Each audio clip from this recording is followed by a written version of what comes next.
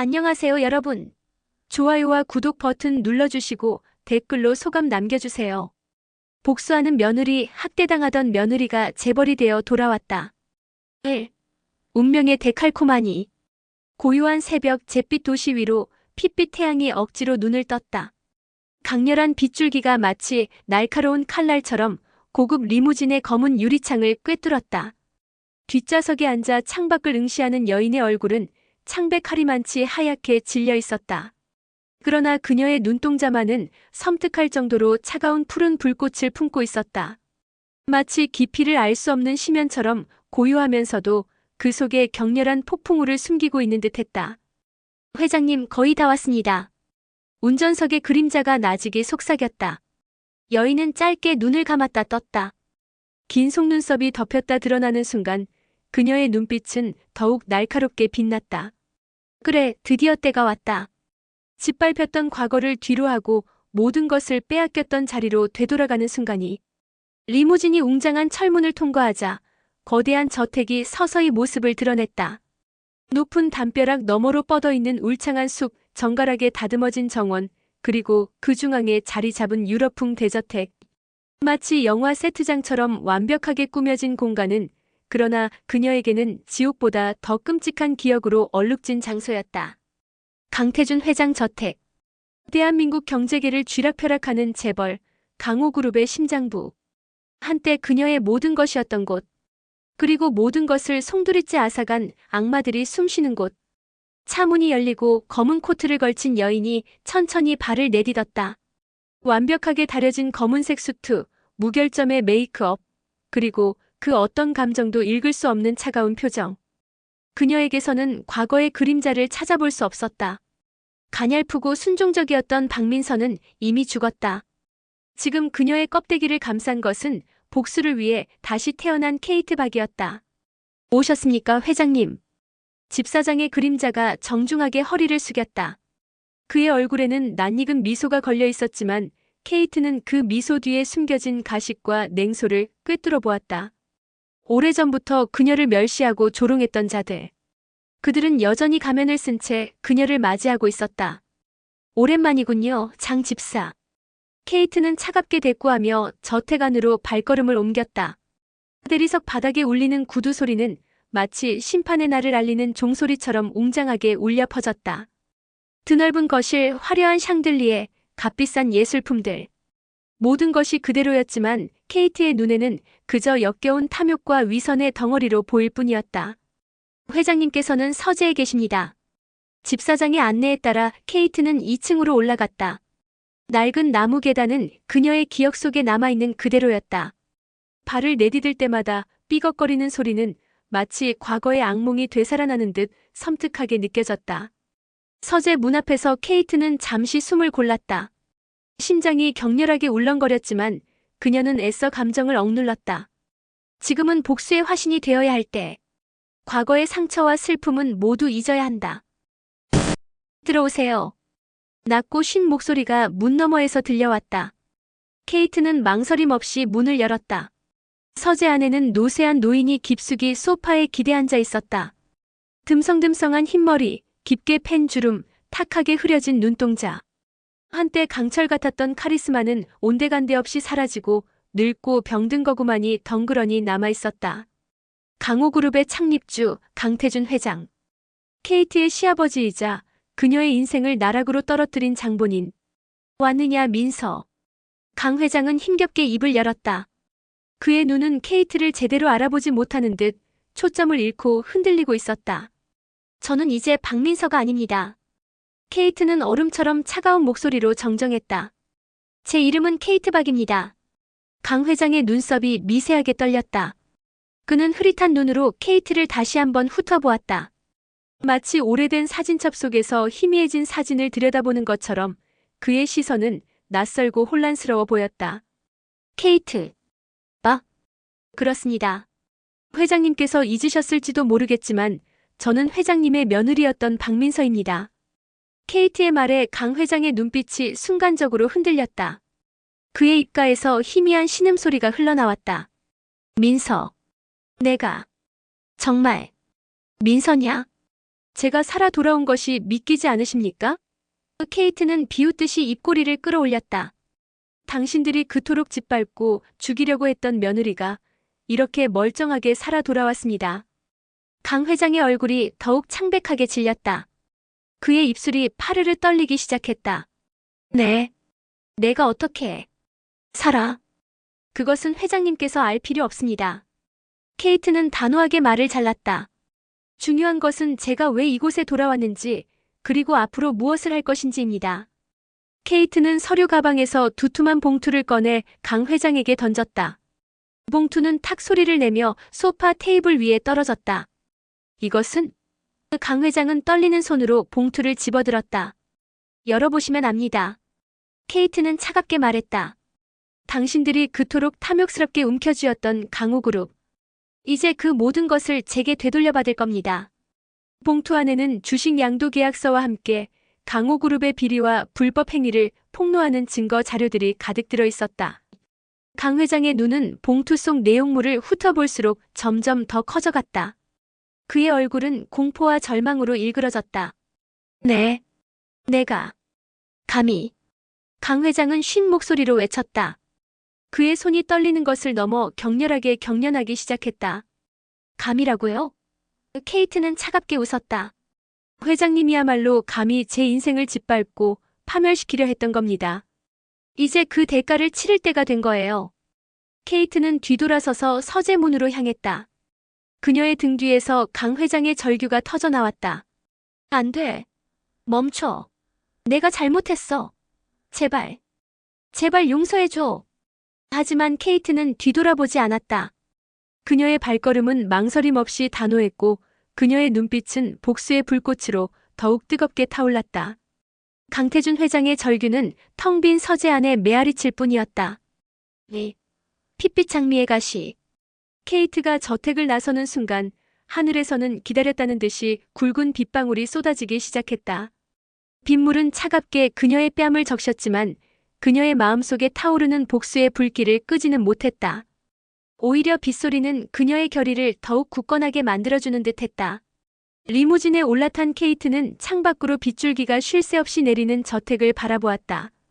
어둠 속에서 웅크린 거대한 저택은 마치 덫을 놓고 먹이를 기다리는 거대한 맹수처럼 음산하게 느껴졌다. 이제 그녀는 맹수의 아가리 속으로 스스로 걸어 들어갈 것이다. 하지만 과거의 순종적인 먹이가 아닌 날카로운 발톱과 독리를 숨긴 맹수로. 다음 목적지는 어디로 할까요? 운전기사의 물음에 케이트는 나직이 답했다. 강호그룹 본사. 리무진은 빗속을 뚫고 어둠 속으로 질주했다. 케이트는 차 안에서 지난 5년간의 시간을 되짚어 보았다.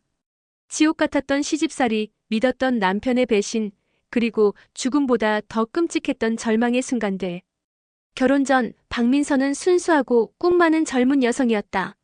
가난했지만 밝고 긍정적인 성격으로 작은 행복에도 감사하며 살아갔다.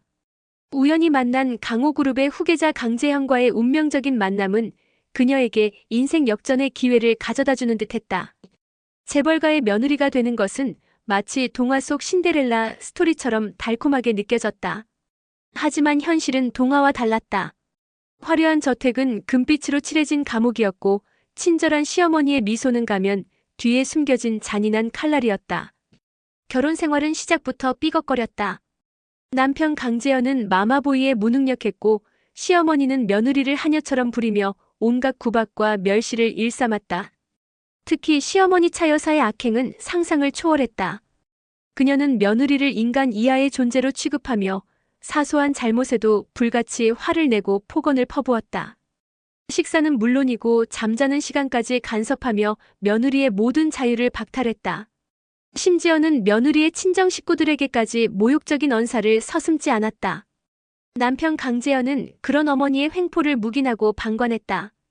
그는 아내를 보호하기는커녕 오히려 어머니의 편에 서서 아내를 더욱 힘들게 만들었다. 사랑했던 남편에게서조차 버림받았다는 절망감은 민서를 벼랑 끝으로 내몰았다. 견디다 못한 민서는 시어머니에게 항의했지만 돌아온 것은 더욱 잔혹한 폭력이었다. 차 여사는 며느리를 꿇어앉히고 뺨을 때리는 것은 기본이고 심지어는 흉기를 들고 협박까지 했다. 강 회장 역시 아내의 폭주를 막지 못하고 방관했고 오히려 며느리에게 모든 책임을 떠넘기며 상황을 악화시켰다. 그렇게 지옥 같은 나날들이 계속되던 어느 날 민서는 절망 속에서 극단적인 선택을 하기에 이르렀다. 수면제 수십 알을 삼키고 욕조에 몸을 담근 것이다. 그녀는 모든 것을 포기하고 이 고통스러운 삶에서 벗어나고 싶었다. 하지만 운명의 여신은 그녀를 버리지 않았다. 기적적으로 목숨을 건진 민서는 병원에서 깨어난 후 완전히 다른 사람이 되었다. 그녀의 마음속에는 복수심이라는 뜨거운 불길이 타오르기 시작했다. 병원에서 퇴원한 민서는 곧바로 변호사를 찾아가 이혼 소송을 준비했다. 그리고 지난 5년간 그녀는 복수를 위해 모든 것을 걸고 뼈를 깎는 노력을 했다. 낮에는 닥치는 대로 아르바이트를 하며 돈을 모았고 밤에는 잠을 줄여가며 경제와 경영, 법률 공부에 매달렸다. 그녀의 목표는 단 하나, 강호그룹을 무너뜨리고 자신을 짓밟았던 악마들에게 끔찍한 복수를 하는 것이었다. 우연한 기회에 해외 투자 회사의 눈에 띈 민서는 천재적인 사업 수완을 발휘하며 단숨에 거액의 자금을 모으는 데 성공했다. 그녀는 자신의 모든 재능과 지략, 그리고 지난 5년간 갈고 닦은 복수심을 무기 삼아 드디어 강호그룹을 향한 복수의 칼날을 겨누게 된 것이다. 리무진이 강호그룹 본사 앞에 멈춰섰다. 거대한 유리 건물이 빛 속에서 섬뜩하게 빛나고 있었다. 케이트는 심호흡을 하고 차문을 열었다. 빗방울이 더욱 거세게 그녀를 덮쳐왔지만 그녀는 아랑곳하지 않고 당당하게 본사 건물 안으로 걸어 들어갔다. 로비는 늦은 시간임에도 불구하고 불이 환하게 켜져 있었고 직원들이 분주하게 움직이고 있었다. 케이트의 등장에 로비는 순간 정적에 휩싸였다. 직원들은 낯선 여인의 모습에 당황한 듯 하던 일을 멈추고 그녀를 멍하니 바라보았다. 케이트 박입니다. 강태준 회장님을 만나러 왔습니다. 케이트는 차갑고 단호한 목소리로 말했다. 그녀의 목소리는 로비 전체에 울려 퍼졌고 직원들은 술렁거리기 시작했다. 케이트 박. 생전 처음 듣는 이름이었다. 하지만 그녀의 당당한 태도와 범접할 수 없는 아우라는 그녀가 결코 평범한 인물이 아님을 짐작하게 했다. 회장님께서는 지금 퇴근하셨을 텐데요.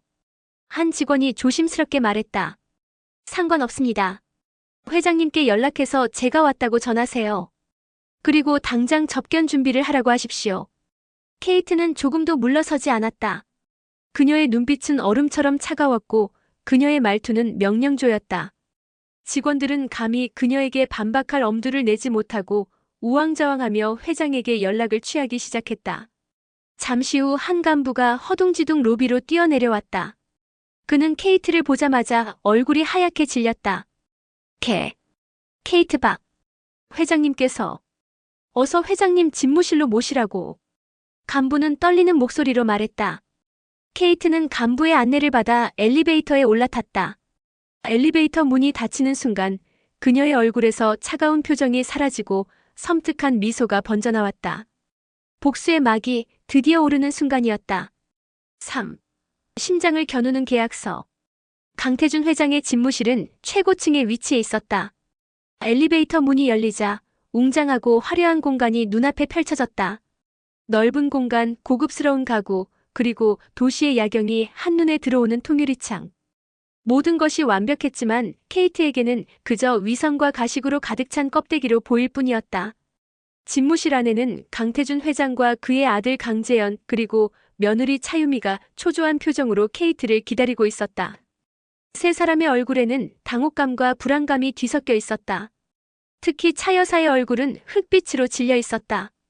그녀는 케이트를 보자마자 숨을 멈춘 듯 굳어버렸다. 케이트 박. 대체 무슨 일로? 이렇게 늦은 시간에. 강 회장은 떨리는 목소리로 입을 열었다. 그의 눈은 케이트에게서 떨어질 줄 모르고 불안하게 흔들리고 있었다.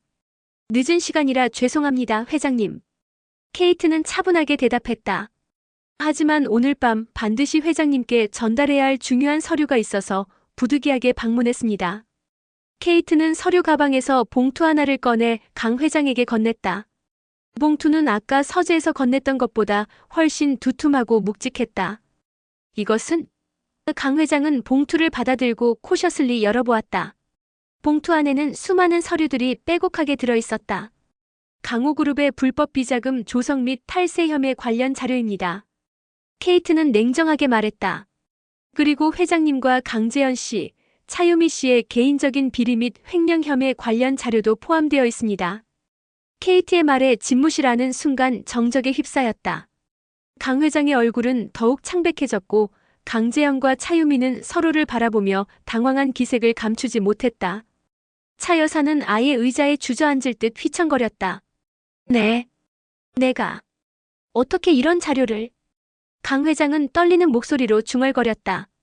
그의 손은 봉투를 든 채 파르르 떨리고 있었다. 어떻게 구했는지는 중요하지 않습니다. 케이트는 단호하게 말을 잘랐다. 중요한 것은 이 자료들이 모두 진실이라는 것입니다. 그리고 저는 이 자료들을 이미 검찰과 언론사에 모두 넘겼다는 것입니다. 뭐라고? 강재현이 벌떡 일어나 케이트에게 달려들 듯 소리쳤다. 내년이 미쳤어. 감히 우리 강호그룹을 망하게 하려고. 조용히 하세요, 강재현 씨. 케이트는 차갑게 노려보며 말했다. 저는 당신들 강호 일가를 파멸시키기 위해 이 자리에 왔습니다. 그리고 그 목표를 반드시 이루어낼 겁니다. 내년이. 강재현은 이를 갈며 주먹을 움켜쥐었다. 하지만 차마 케이트에게 손을 대지는 못했다. 그는 케이트의 눈빛에서 섬뜩한 살기를 느꼈다. 그녀는 더 이상 과거의 순종적인 며느리가 아니었다. 지금 그녀는 복수의 화신 그 자체였다. 케이트 박. 아니, 박민서 씨. 강 회장은 간신히 정신을 차리고 케이트에게 말을 걸었다. 대체 우리에게 원하는 게 뭐예요? 돈이요? 명예요? 원하는 것을 말하시오. 뭐든지 들어줄 테니 제발 이 자료들을 검찰에 넘기는 것만은 막아주시오. 제가 원하는 것은 단 하나뿐입니다. 케이트는 차갑게 웃으며 말했다. 강호그룹, 그리고 당신들 강호 일가의 완전한 파멸. 파멸? 강 회장은 절망적인 신음을 내뱉었다. 그의 얼굴은 완전히 핏기가 사라지고 죽은 사람처럼 창백해졌다.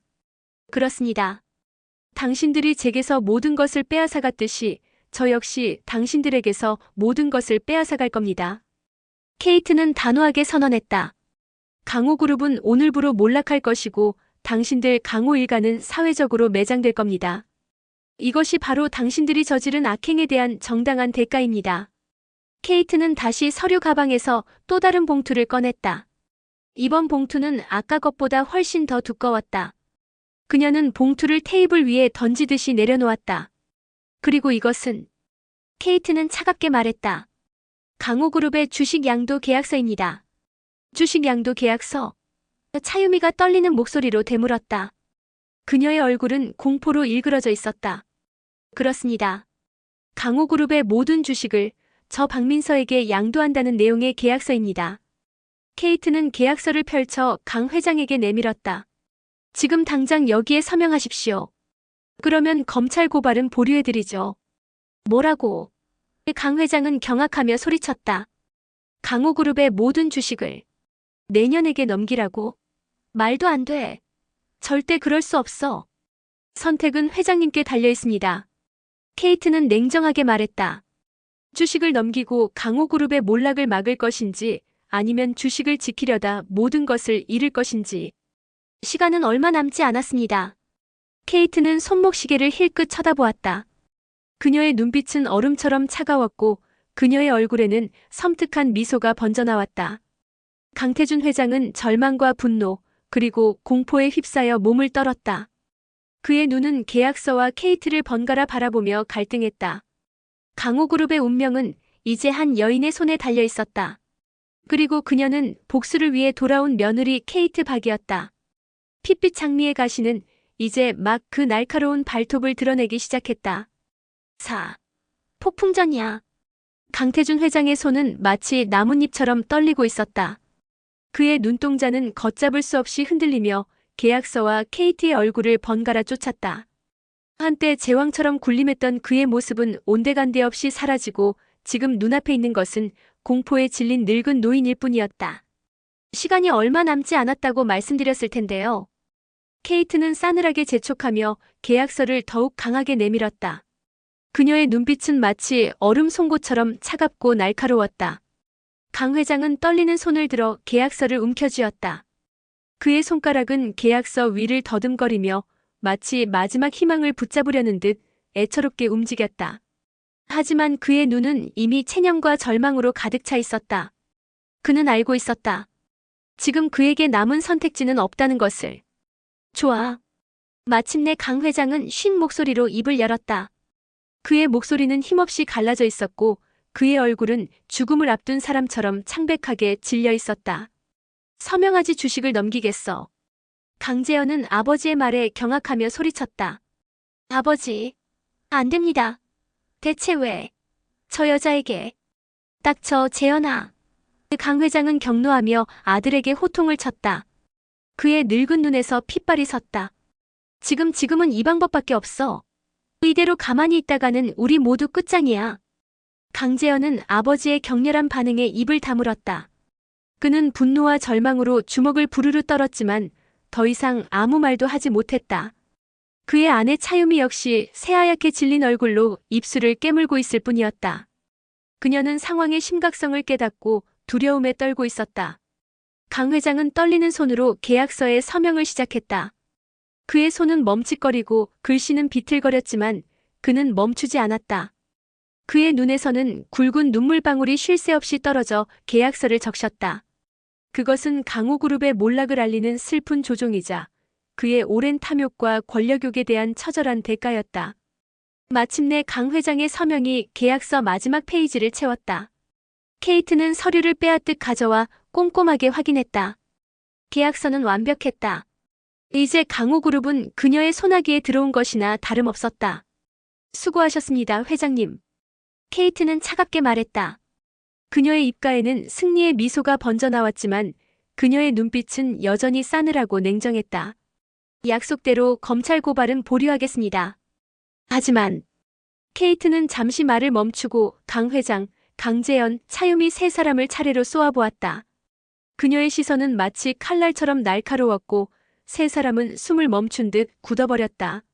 하지만 이것은 시작에 불과하다는 것을 명심하십시오. 케이트는 섬뜩하게 속삭였다. 강호그룹은 제가 되찾겠지만 당신들 강호 일가는 결코 용서하지 않을 겁니다. 당신들이 제게 줬던 고통, 절망, 그리고 수치심 그 모든 것을 수백, 수천 배로 되돌려줄 겁니다. 케이트의 말은 마치 사형 선고처럼 무겁고 차가웠다.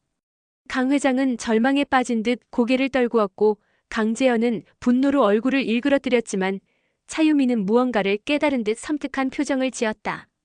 당신 설마 우리 가문을 완전히 차유미는 떨리는 목소리로 더듬거리며 물었다. 그녀의 눈은 불안하게 흔들리고 있었다. 가문? 케이트는 비웃듯이 코웃음을 쳤다. 당신들에게 가문이라는 것이 남아있긴 합니까? 당신들은 이미 인간으로서의 존엄성마저 잃어버린 쓰레기 더미일 뿐입니다. 제가 할 일은 그 쓰레기 더미를 완전히 불태워 없애는 것뿐이고요. 케이트는 뒤돌아서서 집무실 문으로 향했다. 그녀의 뒤에서 강재현의 격렬한 외침이 터져나왔다. 전현을 잡아. 당장 전현을 잡아 죽여버려. 강재현은 미친 듯이 케이트에게 달려들었지만 문 앞에서 대기하고 있던 케이트의 경호원들이 재빠르게 그를 제압했다. 건장한 체격의 경호원들은 강재현을 바닥에 짓누르고 꼼짝 못하게 붙잡았다. 이 개새끼들아. 감히 날. 강재현은 발버둥치며 격렬하게 저항했지만 소용없었다. 그의 얼굴은 분노와 수치심으로 붉게 달아올랐다. 케이트는 뒤돌아보며 쓰러진 강재현을 싸늘하게 내려다보았다. 그녀의 눈빛은 마치 얼음처럼 차갑고 냉정했다. 강재현 씨.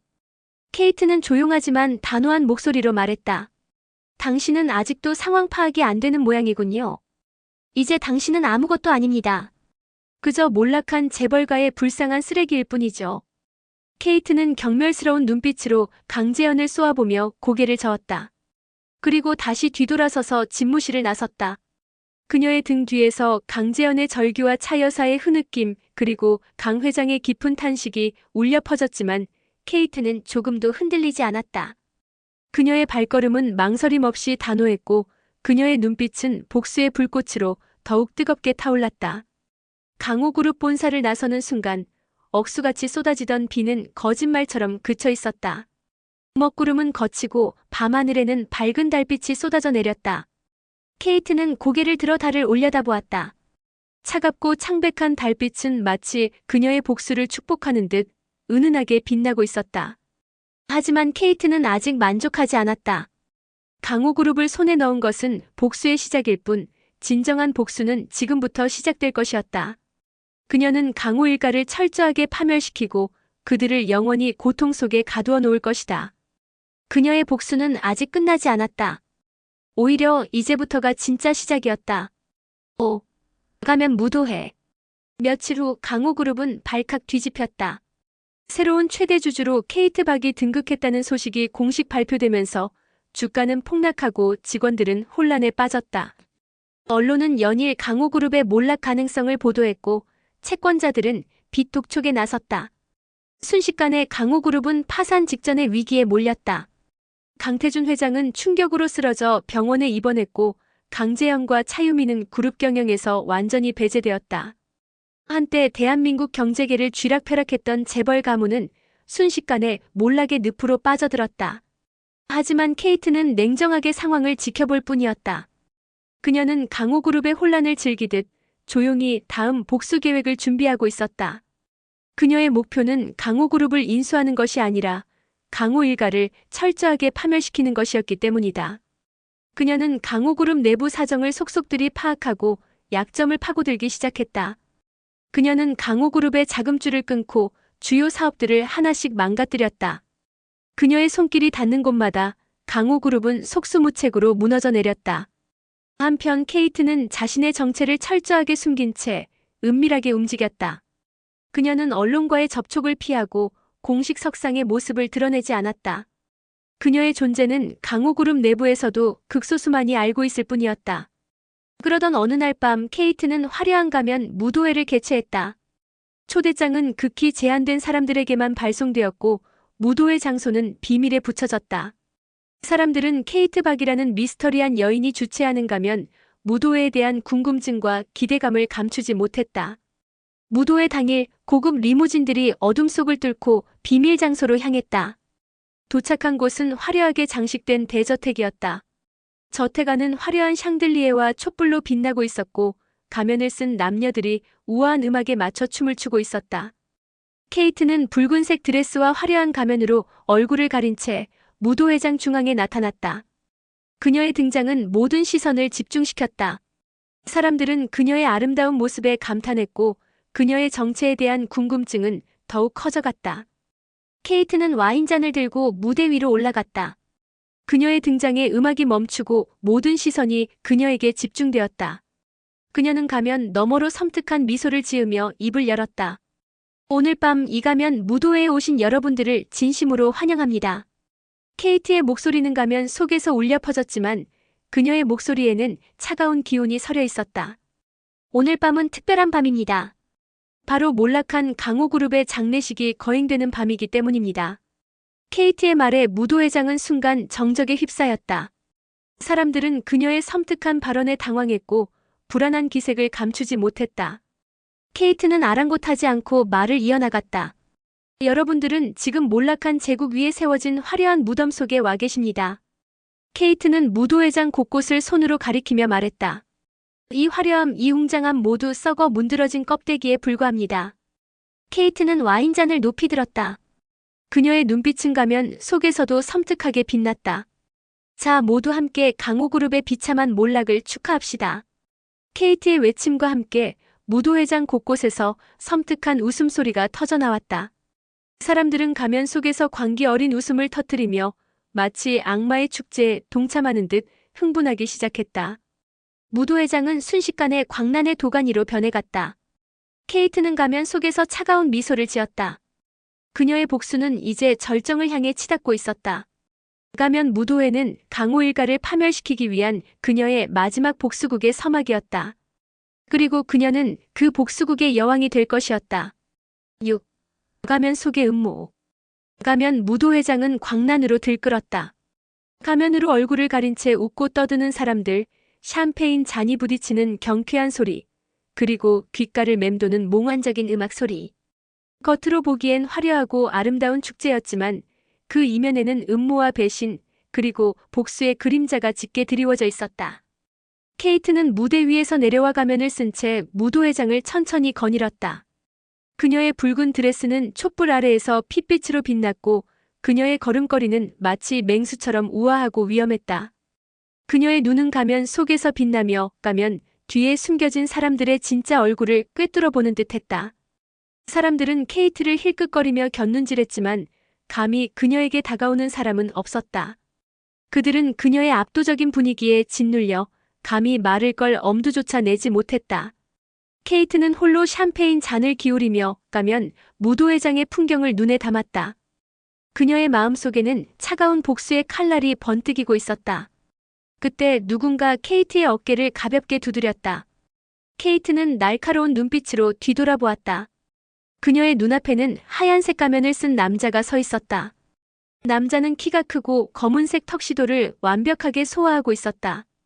그의 가면은 단순했지만 어딘가 모르게 섬뜩하고 차가운 분위기를 풍겼다. 오랜만이군요, 박민서 씨. 남자는 낮은 목소리로 속삭였다. 그의 목소리는 가면 때문에 약간 울렸지만 케이트는 단번에 그의 정체를 알아차릴 수 있었다. 강재현. 케이트는 차갑게 쏘아붙였다. 그녀의 목소리는 가면 속에서 더욱 날카롭게 울렸다. 내 놈이 감히 이곳에 나타나다니. 왜 이러십니까, 부인? 강재현은 가면 속에서 비웃듯이 웃었다. 저도 이 가면 무도회에 초대받은 손님입니다. 그리고 아직까지는 강호그룹의 이사직을 유지하고 있고요. 딱 저 역겨운 놈. 케이트는 혐오스러운 눈빛으로 강재현을 쏘아보았다. 내 놈은 이제 끝났다. 더 이상 날 부인이라고 부르지도 마. 넌 그저 내 복수의 재물일 뿐이니까. 복수 또 복수입니까? 강재현은 고개를 저으며 한숨을 쉬었다. 당신은 대체 언제까지 그놈의 복수에 매달릴 작정입니까? 이제 강호그룹도 손에 넣었으니 이쯤에서 멈추는 게 어떻습니까? 닥쳐. 케이트는 격노하며 샴페인 잔을 바닥에 던져 깨뜨렸다. 잔이 깨지는 날카로운 소리가 무도회장에 울려 퍼졌고 주변 사람들의 시선이 일제히 케이트와 강재현에게 쏠렸다. 내 놈은 아직도 내가 뭘 원하는지 모르는 건가? 케이트는 떨리는 목소리로 외쳤다. 내가 원하는 건 단순히 강호그룹 따위가 아니야. 내가 원하는 건 내 놈들과 내 놈들 가족 모두를 이 세상에서 영원히 없애버리는 거야. 케이트의 격렬한 외침에 강재현은 잠시 움찔했지만 곧 가면 속에서 냉소를 지으며 말했다. 재미있군요. 하지만 당신 혼자 힘으로는 아무것도 할 수 없을 겁니다. 당신은 고작 여자일 뿐이니까. 여자? 케이트는 비웃듯이 코웃음을 쳤다. 그래, 난 여자다. 하지만 널 파멸시키기에는 충분한 여자지. 케이트는 손가락을 들어 강재현의 가면을 가리켰다. 그녀의 손가락은 가늘었지만 마치 칼날처럼 날카로웠다. 내 놈의 가면 아주 잘 어울리는군. 하지만 가면 뒤에 숨는다고 해서 내 놈의 추악한 본성이 가려질 거라고 생각하지 마라. 케이트는 강재현을 매섭게 노려보며 뒤돌아섰다. 그녀는 더 이상 강재현과 말을 섞을 가치조차 느끼지 못했다. 그녀의 눈은 복수의 불꽃으로 더욱 뜨겁게 타올랐고 그녀의 마음속에는 강재현과 강호 일가에 대한 증오심이 걷잡을 수 없이 커져갔다. 강재현은 케이트의 뒷모습을 멍하니 바라보았다. 그의 가면 속 얼굴은 분노와 불안함으로 일그러져 있었다. 그는 케이트의 복수심이 얼마나 깊고 강렬한지 그리고 그녀가 얼마나 위험한 존재인지 비로소 깨닫기 시작했다. 그때 차유미가 가면을 쓴 채 강재현에게 다가왔다. 그녀의 가면은 화려했지만 어딘가 모르게 슬프고 불안한 분위기를 풍겼다. 재현 씨 무슨 일 있었어요? 표정이 안 좋아 보이네요. 아무것도 아니야. 강재현은 차갑게 대꾸하며 차유미를 뿌리쳤다. 신경 쓰지 마. 차유미는 강재현의 차가운 태도에 당황했지만 더 이상 캐묻지 않았다. 그녀는 불안한 눈빛으로 케이트가 사라진 방향을 바라보았다. 그녀는 본능적으로 케이트에게서 위험한 기운을 느꼈다. 그리고 그 기운은 그녀의 가문에게 닥쳐올 거대한 재앙을 예고하는 듯했다. 7. 엇갈리는 욕망. 무도회장 한쪽 구석, 짙은 그림자 속에 숨겨진 작은 방. 케이트는 홀로 방 안에 앉아 붉은 와인을 홀짝이고 있었다. 그녀의 가면은 테이블 위에 놓여 있었고 그녀의 얼굴은 차갑고 냉정했다. 그녀의 눈은 어둠 속에서 빛나며 복수의 다음 단계를 계획하고 있었다. 그때 방문이 조용히 열리고 그림자 속에서 한 남자가 나타났다. 남자는 검은색 가면과 망토로 얼굴과 몸을 완전히 가리고 있었다. 그의 정체를 짐작하기 어려웠지만 케이트는 그의 등장에 전혀 놀라지 않았다. 오랜만이군요, 미스터 제이. 케이트는 나직한 목소리로 말했다. 그녀의 목소리는 방 안의 정적을 깨트리며 묘한 긴장감을 불러일으켰다. 오랜만입니다, 케이트 박. 미스터 제이는 가면 속에서 쉰 목소리로 대답했다. 그의 목소리는 기계처럼 건조하고 차가웠다. 당신이 원하는 대로 강호그룹은 당신 손에 들어왔습니다. 이제 약속대로 제 몫을 넘겨주시죠. 당신 뭐? 케이트는 비웃듯이 코웃음을 쳤다. 미스터 제이, 당신은 대체 뭘 기대하는 거죠? 강호그룹을 반으로 나눠 갖기라도 할 생각이었습니까? 계약 조건은 분명했습니다. 미스터 제이는 목소리를 높이며 항의했다. 당신이 강호그룹을 되찾는 것을 돕는 대신 강호그룹의 경영권을 공동으로 갖기로 분명히 약속했습니다. 약속 웃기지도 않는 소리. 케이트는 냉소적으로 말했다. 미스터 제이, 당신은 그저 내 복수를 위한 도구였을 뿐입니다. 이제 당신의 역할은 끝났으니 조용히 사라져주는 게 좋을 겁니다. 뭐라고? 미스터 제이는 격노하며 케이트에게 달려들 듯 소리쳤다. 감히 날 배신하겠다는 건가? 당신 내가 누군지 잊은 모양이군. 잊지 않았습니다. 케이트는 차갑게 대답했다. 미스터 제이, 당신은 그저 돈에 눈이 먼 하이에나일 뿐이죠. 당신의 탐욕 때문에 내 복수를 도왔을 뿐 진심으로 날 도울 마음은 없었을 테고. 닥쳐. 미스터 제이는 격분하며 주먹을 꽉 쥐었다. 그의 몸은 격렬하게 떨리고 있었다. 당신 후회할 겁니다. 날적으로 돌린 것을 뼈저리게 후회하게 될 거야. 후회? 케이트는 비웃듯이 코웃음을 쳤다. 미스터 제이, 후회해야 할 사람은 바로 당신입니다. 당신은 내 복수의 마지막 제물이 될 테니까. 케이트는 손짓으로 방 안에 숨겨져 있던 경호원들을 불러냈다. 건장한 체격의 경호원들이 순식간에 나타나 미스터 제이를 에워쌌다. 미스터 제이는 경호원들에게 둘러싸이자 당황한 기색을 감추지 못했다. 이게 무슨 짓이야? 미스터 제이는 떨리는 목소리로 외쳤다. 당신 정말 날 죽일 셈인가? 죽이는 건 너무 심심하죠. 케이트는 섬뜩하게 웃으며 말했다. 미스터 제이, 당신은 평생 후회하면서 고통 속에 살아가게 될 겁니다. 당신의 탐욕 때문에 모든 것을 잃고 절망 속에 몸부림치면서. 케이트는 손짓으로 경호원들에게 명령했다. 경호원들은 미스터 제이를 강제로 끌고 방 밖으로 나갔다. 미스터 제이는 저항하며 발버둥 쳤지만 소용없었다. 그의 절규는 텅 빈 방 안에 메아리칠 뿐이었다. 케이트는 홀로 남겨진 방 안에서 다시 와인잔을 들었다. 그녀는 붉은 와인을 입술로 가져가 홀짝였다. 와인의 쌉쌀한 맛이 입안 가득 퍼져나갔다. 그녀의 눈은 여전히 차갑고 냉정했지만 어딘가 모르게 공허하고 슬픈 그림자가 드리워져 있었다. 그녀는 복수를 위해 모든 것을 걸고 달려왔지만 복수가 끝난 후 그녀에게 남는 것은 무엇일까? 그녀는 과연 진정한 행복을 되찾을 수 있을까? 케이트는 알 수 없었다. 그녀의 앞날은 여전히 어둠 속에 가려져 있었고 그녀의 복수는 아직 끝나지 않았다. 그녀는 핏빛 복수의 늪에서 과연 빠져나올 수 있을 것인가? 8. 고독한 여왕의 밤. 화려한 가면 무도회장의 열기가 잦아들 무렵 케이트는 홀로 저택의 발코니에 서 있었다. 차가운 밤 공기가 붉은 드레스 자락을 스쳤지만 그녀의 몸은 싸늘하게 식어버린 심장처럼 감각이 없었다. 밤하늘을 가득 메운 별들은 차갑게 빛났고 도시의 야경은 마치 거대한 무덤처럼 묵묵히 침묵했다. 샴페인 잔은 이미 비워졌고 그녀의 손에는 차갑게 식어버린 잔만이 덩그러니 남아있었다. 복수의 시작을 알리는 화려한 밤이었지만 케이트의 마음속에는 승리의 기쁨 대신 깊은 고독감만이 밀려왔다. 그녀가 그토록 갈망했던 복수가 눈앞에 현실로 다가왔음에도 채워지지 않는 허무함이 그녀의 영혼을 잠식해 들어갔다.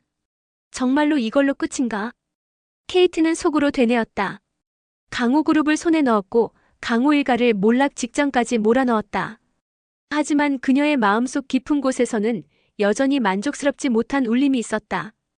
그녀가 겪었던 고통과 절망, 짓밟혔던 자존감은 강호그룹의 몰락으로 과연 보상받을 수 있는 것일까? 그녀는 확신할 수 없었다. 어쩌면 복수란 텅 빈 메아리와 같은 것인지도 모른다. 처절하게 갈망하고 모든 것을 걸고 쟁취했지만 손에 쥐는 것은 결국 덧없는 허무함뿐. 복수의 과정 속에서 그녀는 인간적인 감정을 잃어버렸고 차갑고 냉정한 복수의 화신으로 변해버렸다. 이제 그녀에게 남은 것은 과연 무엇일까? 그녀는 깊은 숨을 내쉬었다. 차가운 밤 공기가 폐부 깊숙이 스며들었다. 고독과 허무함, 그리고 알 수 없는 불안감이 그녀의 마음을 짓눌렀다. 하지만 케이트는 약해진 마음을 다잡았다. 복수는 아직 끝나지 않았다. 강호 일가를 완전히 파멸시키고 그들을 영원히 고통 속에 가두어 놓기 전까지 그녀는 멈출 수 없었다. 회장님 늦었습니다. 들어가시죠. 어둠 속에서 그림자처럼 나타난 경호 원장이 나직하게 속삭였다. 케이트는 말없이 고개를 끄덕였다. 그녀는 발코니를 떠나 저택 안으로 발걸음을 옮겼다. 화려한 무도회장은 이미 텅 비어 있었고 촛불만이 희미하게 빛나고 있었다. 고요하고 텅 빈 공간은 마치 그녀의 고독한 내면을 반영하는 듯했다. 케이트는 자신의 방으로 향했다. 방 안은 어둡고 차가웠다. 커튼이 굳게 닫혀 창밖의 달빛조차 스며들지 못했다.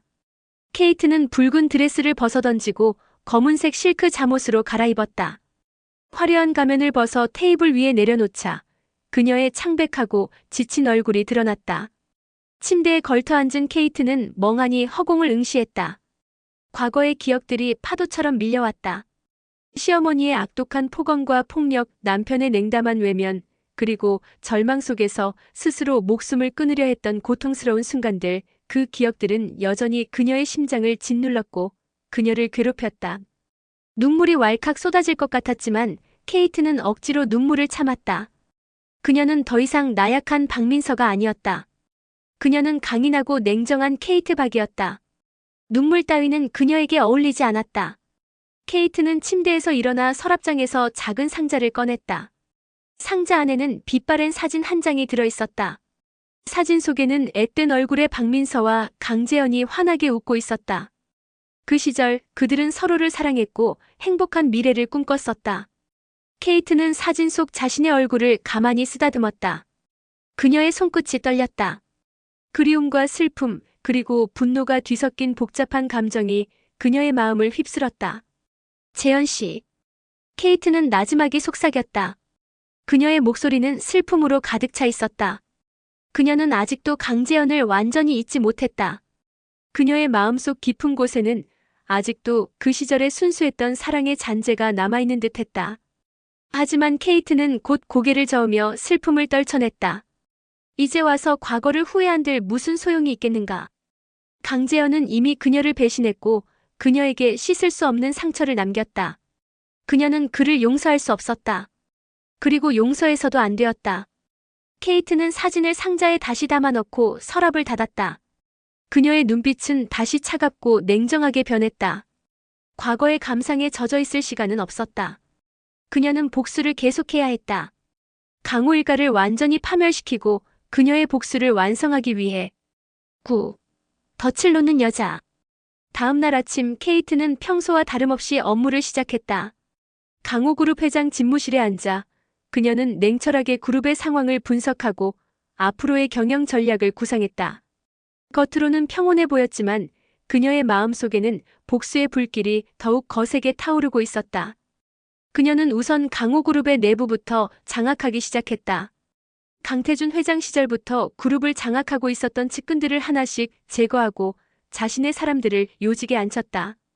그룹 내부에 자신의 세력을 구축하면서 그녀는 강호그룹을 완전히 자신의 통제하에 두기 위한 기반을 다져나갔다. 동시에 그녀는 강호 일가에 대한 압박 수위를 높여갔다. 강호그룹의 자금줄을 더욱 옥죄고 주요 사업들을 잇따라 중단시켰다. 그룹의 주가는 걷잡을 수 없이 폭락했고 강호 일가는 경제적으로 벼랑 끝에 몰렸다. 강재현은 어떻게든 상황을 타개해보려 애썼지만 역부족이었다. 그는 케이트에게 매달려 용서를 구하기도 하고 협박과 회유를 시도하기도 했지만 케이트는 냉담하게 그를 외면했다. 그녀에게 강재현은 이미 복수의 대상일 뿐 그 이상의 의미는 없었다. 차유미는 남편과는 다른 방식으로 움직였다.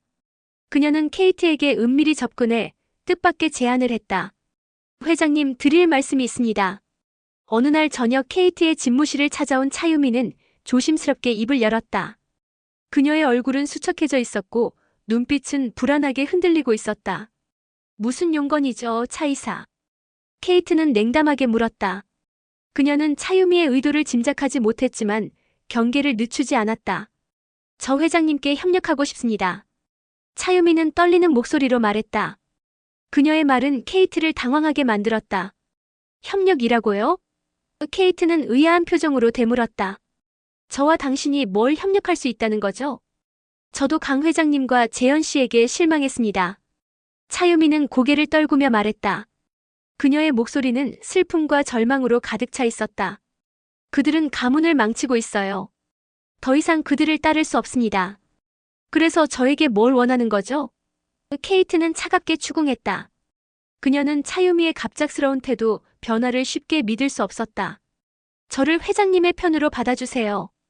차유미는 용기를 내어 케이트를 올려다보며 말했다. 그녀의 눈에는 간절함과 절박함이 서려 있었다. 저는 회장님께 도움이 될 수 있습니다.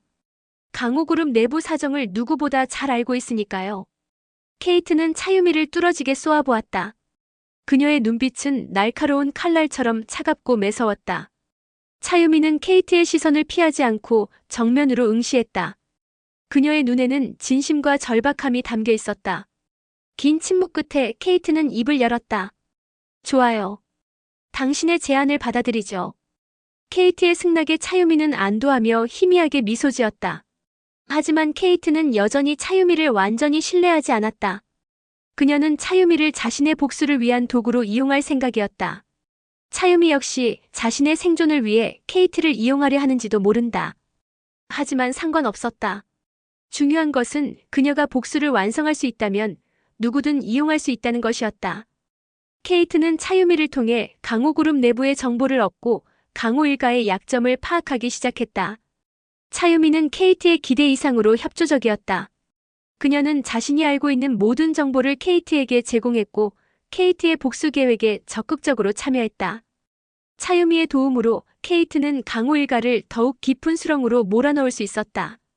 강태준 회장은 병상에서 분노와 절망 속에 신음했고 강재현은 술에 빠져 폐인처럼 지내고 있었다. 강호 일가는 서서히 몰락하고 있었고 케이트의 복수는 착실하게 진행되고 있었다. 하지만 케이트는 아직 만족하지 않았다. 그녀는 강호 일가의 파멸을 넘어 그들에게 영원히 씻을 수 없는 고통과 절망을 안겨주고 싶었다. 그녀의 복수는 이제부터가 진짜 시작이었다.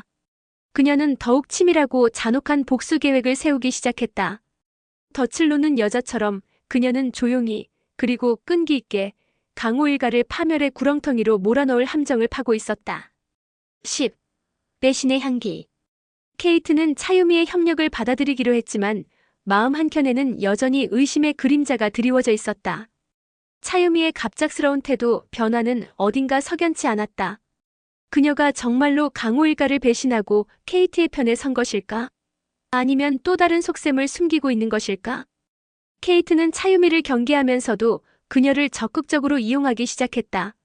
차유미는 강호그룹 내부 정보는 물론 강호 일가의 개인적인 약점까지 샅샅이 알고 있었다.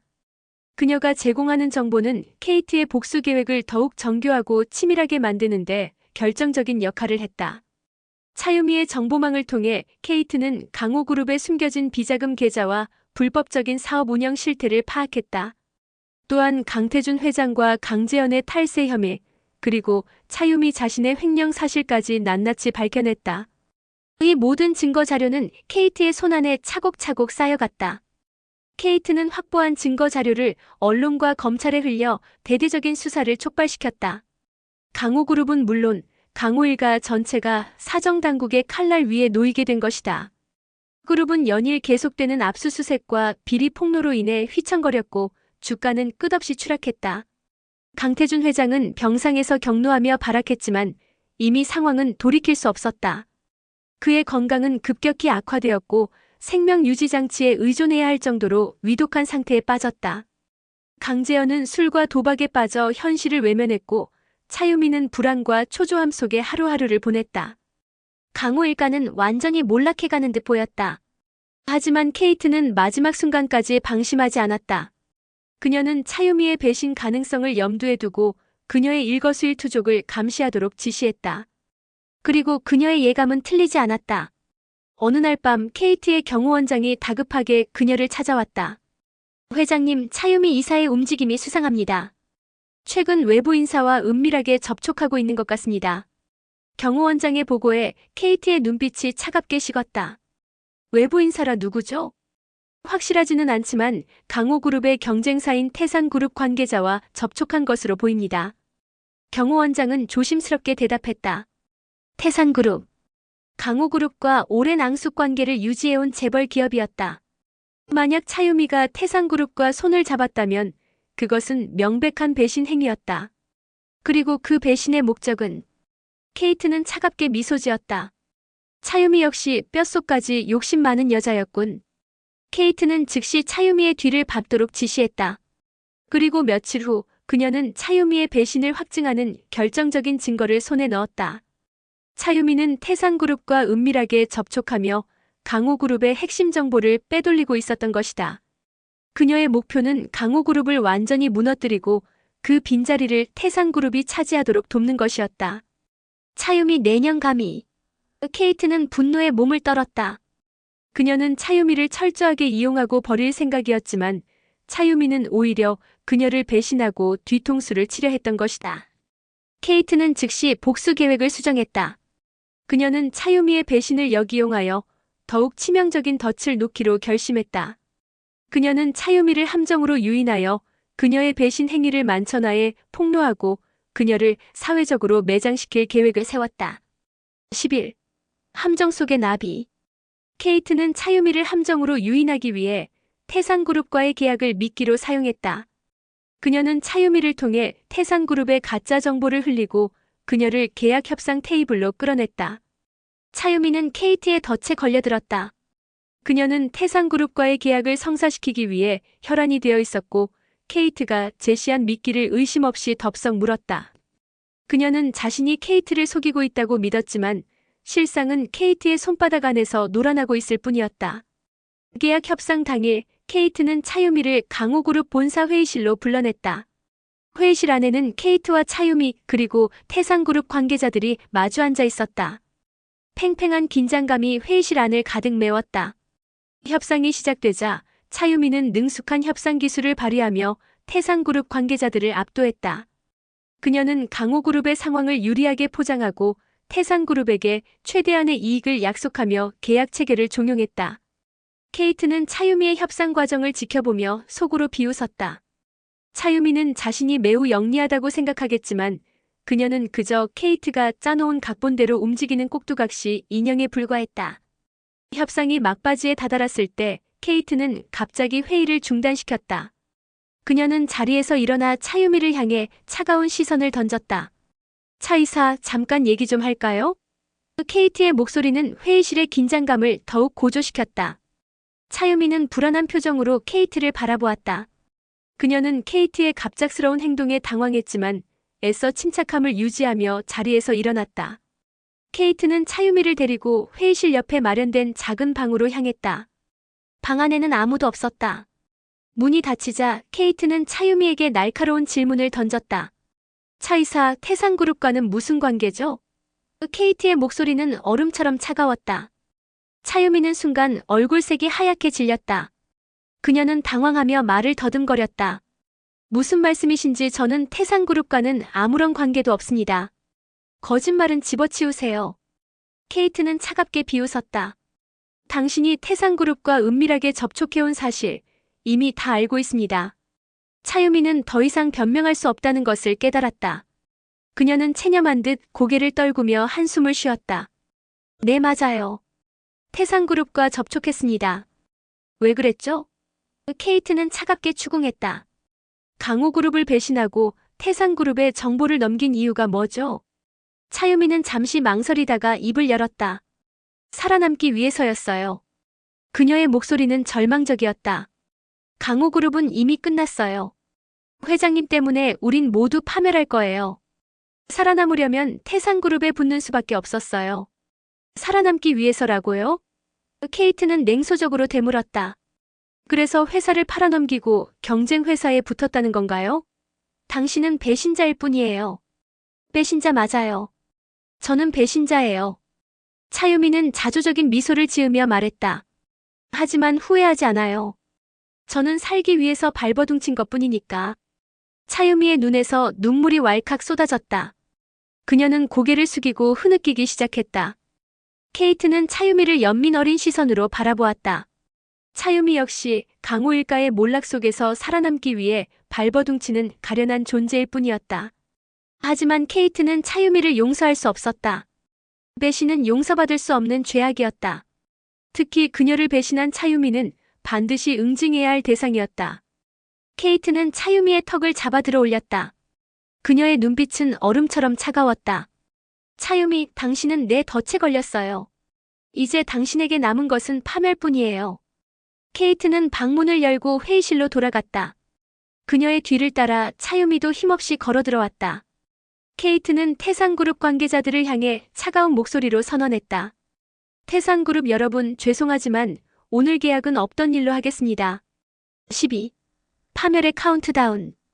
케이트의 갑작스러운 계약 파기 선언에 회의실은 순식간에 술렁이기 시작했다.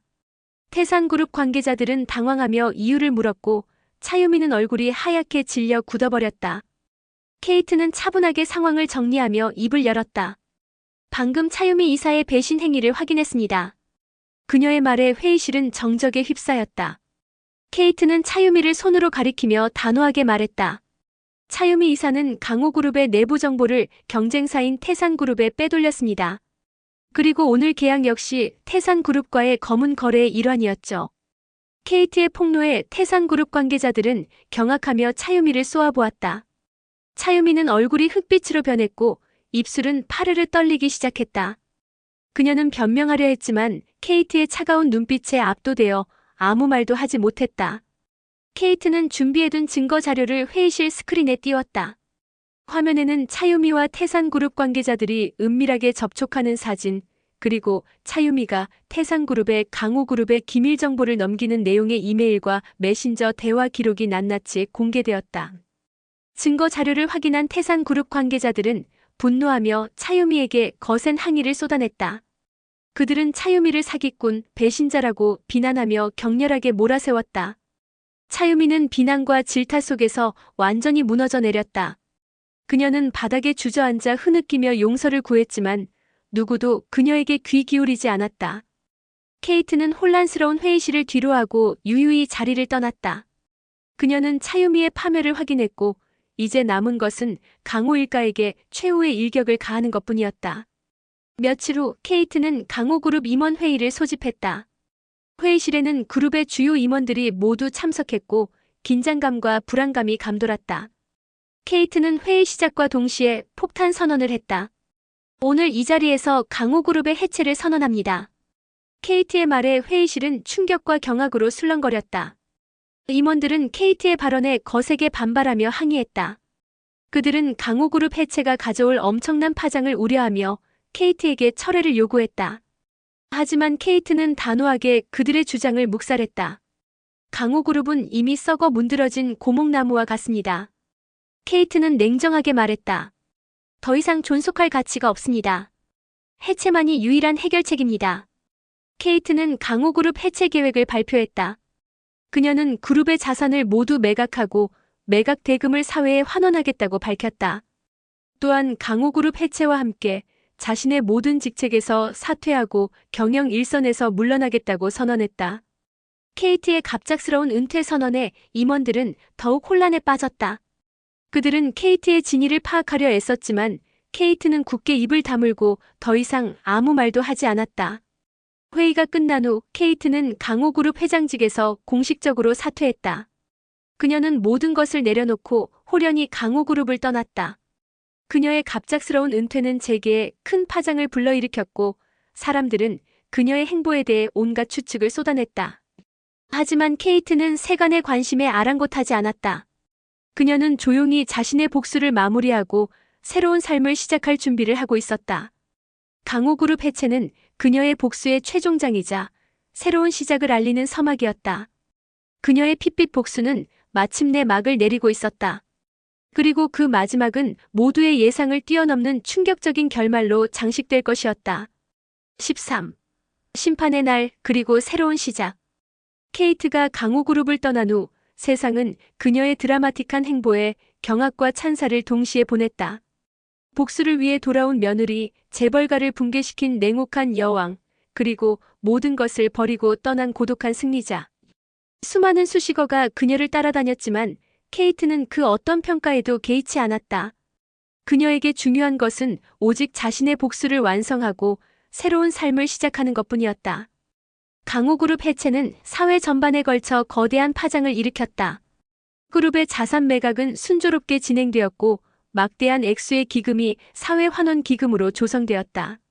한때 대한민국 경제계를 호령했던 강호그룹은 역사 속으로 사라졌지만 그 몰락은 단순히 한 재벌가의 몰락을 넘어 탐욕과 부패로 얼룩진 재벌 시스템에 대한 경종을 울리는 사건으로 기록되었다. 강태준 회장은 결국 병마와 심장마비가 겹쳐 케이트가 그룹을 해체하고 떠난 직후 눈을 감았다. 그의 장례식은 초라하기 그지없었다. 한때 문전성시를 이루던 저택은 텅 비었고 조문객들의 발길은 끊어졌다. 강재영과 차유미는 아버지의 죽음 앞에서도 슬픔보다는 절망과 분노에 휩싸여 있었다. 그들은 여전히 케이트를 증오했고 자신들의 몰락이 모두 그녀 때문이라고 원망했다. 차유미는 배신 행위가 들통난 후 태산그룹에서도 버림받았고 사기 및 업무방해 혐의로 검찰에 구속되었다. 한때 화려한 재벌가 며느리였던 그녀는 차가운 감옥 독방에서 지난날의 영화를 후회하며 눈물을 흘렸다. 강재현 역시 아버지의 사망과 회사의 해체, 아내의 구속이라는 연이은 악재에 정신을 놓은 듯 방황했다. 그는 알코올 중독과 도박으로 재산을 탕진하고 노숙자 신세로 전락했다는 소문이 들려왔다. 강호 일가는 그렇게 비참한 최후를 맞이했다. 탐욕과 오만으로 쌓아올린 그들의 제국은 한순간에 무너져 내렸고 그들의 삶은 파멸과 절망으로 끝맺었다. 케이트는 그들의 몰락을 지켜보며 복수의 허무함을 다시 한번 실감했다. 그녀가 그토록 원했던 복수는 이루어졌지만 그녀의 마음속에는 여전히 깊은 상처와 공허함이 남아있었다. 강호그룹 해체와 함께 케이트는 사람들 앞에서 완전히 자취를 감췄다. 그녀는 언론과의 인터뷰를 거절했고 모든 공식 활동을 중단했다. 그녀의 행방은 묘연했고 사람들은 그녀가 어디로 사라졌는지 무엇을 하고 있는지 궁금해했다. 하지만 케이트는 조용히 새로운 삶을 준비하고 있었다. 그녀는 복수심으로 가득했던 지난날을 뒤로하고 진정한 자신을 찾기 위한 여정을 시작하기로 결심했다. 그녀는 화려한 도시를 떠나 조용한 시골 마을로 이사했다. 작은 텃밭을 가꾸고 책을 읽고 자연 속에서 시간을 보내며 그녀는 상처 입은 마음을 치유하고 새로운 희망을 찾아내갔다. 어느덧 시간은 흘러 1년이라는 시간이 흘렀다. 겨울이 지나고 봄이 찾아오자 케이트가 머무는 작은 마을에도 따스한 햇살과 함께 생명의 기운이 움트기 시작했다. 케이트는 텃밭에 씨앗을 뿌리고 꽃과 나무를 심으며 새로운 삶의 터전을 가꿔 나갔다. 그녀의 얼굴에는 짙게 드리워졌던 그림자가 옅어졌고 눈빛은 한결 부드럽고 따뜻해졌다. 어느 봄날 오후 케이트는 텃밭에서 꽃에 물을 주고 있었다. 따스한 햇살이 그녀의 등을 비추고 흙냄새와 꽃향기가 그녀의 코끝을 간지럽혔다. 문득 그녀의 뒤에서 익숙한 목소리가 들려왔다. 민서 씨 아니 케이트 씨. 케이트는 깜짝 놀라 뒤돌아보았다. 그녀의 눈앞에는 뜻밖의 인물이 서 있었다. 바로 그녀의 복수를 도왔던 변호사, 박 변호사였다. 박 변호사님 어쩐 일이세요? 케이트는 반갑게 인사를 건넸다. 그녀의 얼굴에는 은은한 미소가 번져나왔다. 잘 지내시는지 궁금해서 찾아왔습니다. 박 변호사는 빙긋 웃으며 말했다. 그의 손에는 작은 꽃다발이 들려 있었다. 그리고 드릴 말씀도 있고요.